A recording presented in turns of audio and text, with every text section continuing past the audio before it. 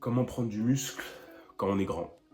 Ok, si tu mesures plus de, allez, je sais pas en vrai quelle est la taille vraiment qu'on devrait prendre ici comme référence, mais on va dire si tu mesures plus d'1 m 80, 1 m 85, tu peux être grand même un peu en dessous, hein, mais on va dire qu'à partir d'1 m 80, tu peux potentiellement avoir certaines difficultés à prendre du muscle, bro.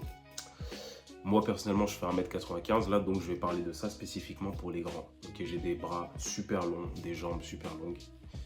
Enfin proportionnel quand même à ma taille, tu vois, mais quand même long. Donc tous mes membres sont longs, ce qui fait que même là, à la caméra ou autre, je rends jamais balèze en fait, tu vois. Je rends pas balèze. Tu me vois de loin, tu vois mes jambes de loin, tu te dis lui, il fait pas de muscu ou autre, tu vois. De près, après, je suis quand même, tu sens quand même que le gars, j'ai quand même une certaine, ça va, j'ai quand même une bonne carrure dans la vraie vie, tu vois. Mais après, ça, c'est un peu, je sais pas si c'est un avantage ou un inconvénient, mais quand t'es grand, frérot, c'est dur de faire vraiment bœuf, tu vois. À partir d'1 m 80, en vrai, c'est dur de faire vraiment, vraiment bœuf, tu vois. D'habitude, t'es toujours relativement slim, relativement, tu vois. Donc, comment faire si t'es grand pour prendre du muscle le plus vite possible? Bon, en réalité, la bonne ou mauvaise nouvelle, je sais pas, c'est que en réalité, c'est quasiment, bah, c'est pas quasiment, c'est les mêmes principes qui vont s'appliquer à toi ou à une autre personne, ok? Le corps humain fonctionne de la même manière, donc ça va être quoi? Ça va être hypertrophie musculaire que tu vas créer donc à travers différents exercices. Ok, tu vas créer du dommage sur tes muscles, tu vas ingérer des choses qui sont pro-croissance, tout simplement. Tu vas manger d'une manière à ce que ton corps puisse grossir et tu vas te reposer en conséquence, tout simplement. Maintenant, sachant que tu es grand, la surface à remplir, tu vois mon bras, la surface à remplir en termes de muscles est beaucoup plus longue, tu vois. Donc il y a plus de muscles qui devra être répartis sur cette section de mon bras, tu vois, parce qu'il est long. Donc, c'est dans ce sens-là que généralement, ça prend plus de temps si t'es grand. Et c'est potentiellement plus compliqué. Donc ça n'excuse pas le fait que tu vas devoir appliquer les mêmes principes. Maintenant, les choses qu'il faudrait prendre en compte, les choses qu'il faudrait appliquer dès le début si tu veux vraiment optimiser la vitesse à laquelle tu vas prendre du muscle, frérot, c'est de t'entraîner déjà plus dur, frérot. Ok, entraîne-toi plus dur. Tu sais déjà qu'il y a la plupart des gens, tu as même des petits, etc. Enfin, petits, des gens petite taille qui galèrent, mais toi, tu ne peux pas te permettre de ne pas aller à l'échec. Tu ne peux pas te permettre de ne pas vraiment avoir l'intention de détruire ton muscle, détruire entre guillemets. Ok, on reste correct, mais j'aime utiliser ce terme parce que c'est vraiment ce qu'on cherche à faire. Détruire le muscle dans, comment dire, dans les normes, le faire correctement, ok, on vise que le muscle, etc. Mais il faut quand même détruire le muscle à terme, tu vois. Détruire, pas complètement en réalité, c'est peut-être pas le bon terme en fait à utiliser, mais il faut vraiment blesser le muscle, ok, c'est des micro-lésions que tu vas appliquer sur ton muscle, ok, lorsque tu vas à la salle, etc. Et ces micro-lésions-là, lorsqu'elles vont guérir, vont faire grossir ton muscle. Donc il faut vraiment, frérot, déjà que t'es grand, ok, déjà que t'es grand, tu pars, on va dire, un peu en arrière, ok, ta croissance va potentiellement être plus lente. Donc si en plus tu vas à la salle et que tu ne t'entraînes pas dur, ça va être compliqué et tu risques d'abandonner avant de voir tes premiers résultats, ok. Donc il faut que tu t'entraînes dur, il faut que tu dises, ok, je suis déjà en arrière, je suis déjà en retard, entre guillemets, pas en retard, mais ça va être potentiellement plus dur, donc je peux pas me permettre d'aller à la salle et de ne rien glander, tu vois, ou d'aller à la salle et d'être là en mode chill. Donc vas-y, vraiment, pour faire le travail, tu vois, tu y vas, tu dégustes et tu rentres chez toi. Dis-toi vraiment à la fin de la séance, comme je le dis dans la plupart des autres vidéos où je parle un peu plus du mindset, etc., il faut que tu y ailles en ayant l'intention qu'à la fin, tu ressortes de la salle en étant fier de toi, en te disant vraiment, je savais pas que j'étais capable de faire ça, tu vois. Je ne pensais pas pouvoir faire tout ça, tout ce que j'ai fait aujourd'hui, mais je l'ai fait, tu vois. Et tu ressors de la salle en étant fier, et chaque séance doit être comme ça. Chaque séance, tu dois la finir en te disant, waouh, je suis content que c'est fini, mais genre, t'es fier, tu vois ce que je veux dire. Il y a une sensation euh, de fierté, simplement, une confiance en toi aussi qui va naître par rapport à ça et par rapport à ton physique. Et ça va faire que même avant que tu deviennes physiquement musclé, tu auras déjà l'âme, entre guillemets, pas l'âme, mais tu auras déjà le caractère de quelqu'un et le comportement de quelqu'un qui est musclé, tu vois. Et c'est là où tu deviens d'abord avant d'être la personne, tu vois. Donc, bro, entraîne-toi dur. Niveau sommeil, niveau récupération, il faut que ce soit le plus optimal possible. ok? Il faut que ce soit le plus optimal possible. Tu as plus de muscles, entre guillemets, tu as plus de muscles à prendre parce que tu as plus de surface à remplir. Il faut que ton sommeil soit le plus optimal possible, il faut qu'il soit le plus optimisé possible. Ok, donc tu ne peux pas jouer avec ça, tu ne peux pas te permettre la plupart des choses que certaines personnes peuvent se permettre. Tu vois, on connaît tous quelqu'un de petit qui est déjà musclé, qui va même pas à la salle, qui est déjà musclé. Tu vois, tu connais déjà quelqu'un de petit, peut-être plusieurs personnes. Juste soit il a la génétique, soit il va à la salle, mais du coup il est hyper boosté, mais même sans aller à la salle, il est déjà musclé, tu vois. Parce que ses insertions sont courtes, tu vois. C'est le genre de physique, généralement, le poteau, il fait juste des pompes vite fait et c'est réglé, tu vois. Toi, c'est pas ton cas. Toi, c'est pas ton cas. Il y a beaucoup plus de surface à remplir, encore une fois. Donc, tu ne peux pas jouer avec tout ce qui est récupération, pardon.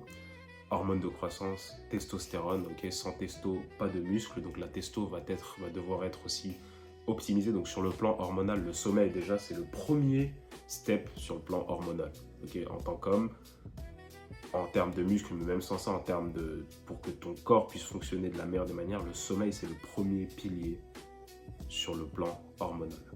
Tu vois, le sommeil, c'est le premier truc à régler. Ensuite, là, tu vas régler tout ce qui est perturbateur endocrinien, donc toute la merde, tous les trucs transformés, tu tèges, tout ce qui va être gras transformé, etc. Tout ça, tu tèges.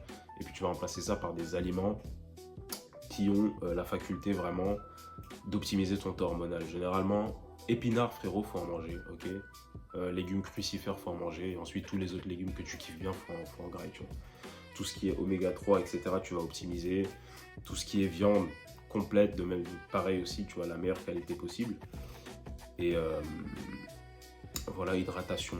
Hydratation, l'eau du robinet, c'est de la merde, ok.